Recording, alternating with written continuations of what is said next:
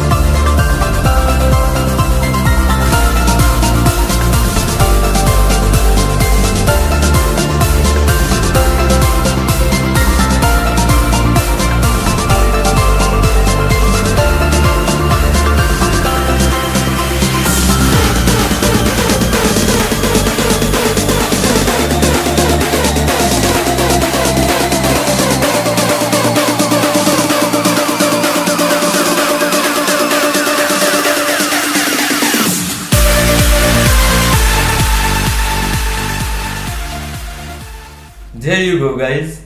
I hope you guys got the idea of mixed media, how to do and how to use the materials. You also please try at your home. Instead of pencil color you can use oil pastel color also, and not only that, in your painting you can use varieties of materials. So please try at your home, click the picture and share with me in my Facebook and Instagram. If you guys enjoyed watching this video and found this tutorial helpful, then hit the like button and share with your friends. If you are new in this channel, please subscribe my channel and press the bell notification icon to get more updates of my new videos. So I'll see you soon in my next video. Until then, stay at home, take care, bye bye.